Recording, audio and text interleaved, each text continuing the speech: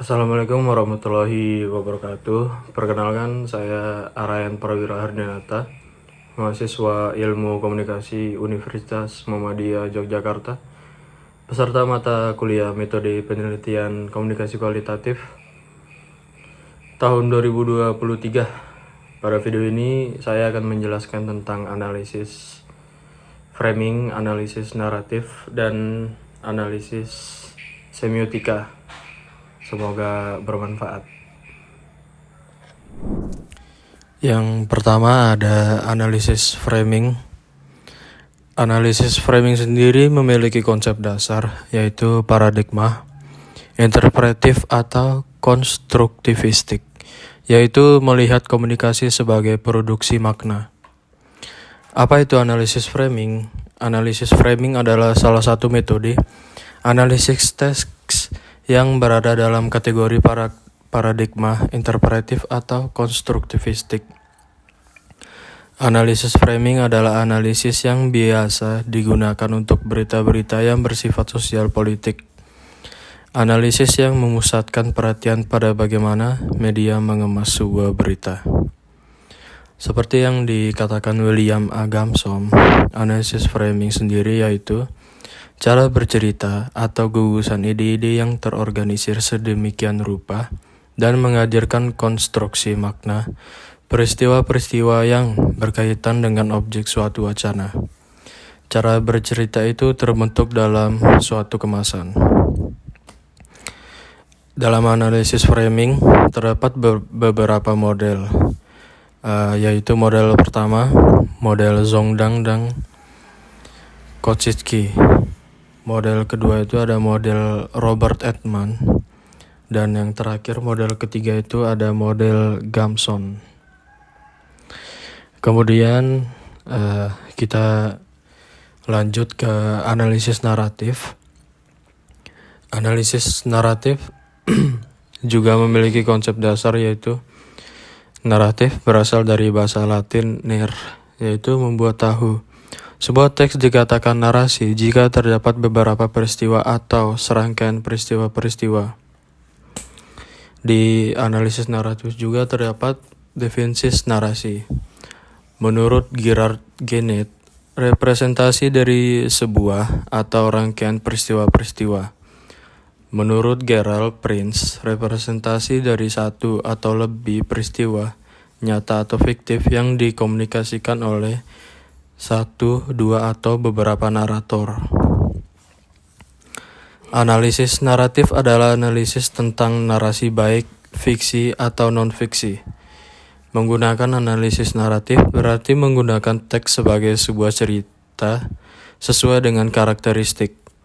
Teks dilihat sebagai rangkaian peristiwa, logika, dan alat urutan peristiwa yang dipilih dan dihilangkan.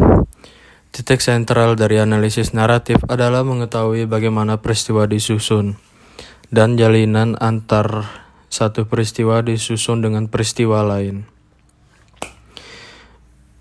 Manfaat analisis naratif sendiri yaitu membantu memahami bagaimana pengetahuan makna dan nilai produksi, memungkinkan menyelidiki hal-hal tersembunyi dari sebuah teks media, memahami bagaimana dunia sosial dan politik diceritakan dalam pandangan tertentu. Analisis naratif juga merefleksikan kontinuitas dan perubahan komunikasi. Analisis naratif digunakan untuk analisis film atau novel.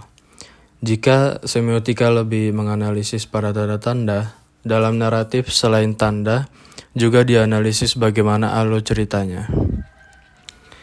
Kemudian ada diegetik, yaitu gambar, film, atau video. Suara asli berasal dari audio film. Dialog yang diucapkan setiap karakter. Selanjutnya ada non-diegetik, animasi yang ditampilkan dalam gambar bergerak. Suara-suara yang ditambahkan, suara lain di belakang suara dialog. Yang terakhir ada analisis semiotika.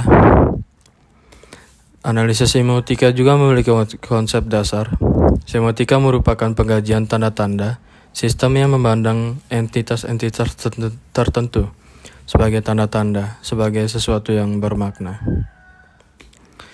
Prinsip dasar semiotika yaitu diakronis dan sinkronis. Linguistik diakronis memfokuskan pada perubahan yang terjadi pada struktur bahasa dan kosakata dari masa ke masa. Linguistik sinkronis adalah cabang linguistik yang mempelajari bahasa pada suatu waktu tertentu. Fokus pada struktur bahasa dan cara penggunaannya pada saat ini. Selanjutnya ada signified dan signifier. Signifier yaitu penanda, adalah tanda yang dapat dilihat oleh mata, dapat terlihat bentuk, wujud atau fisiknya.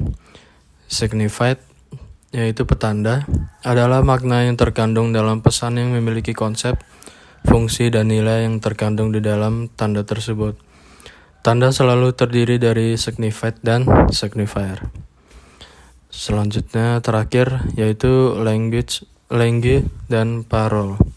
Language adalah sistem abstrak dari bahasa yang terdiri dari aturan-aturan dan konvensi-konvensi yang mengatur penggunaan bahasa.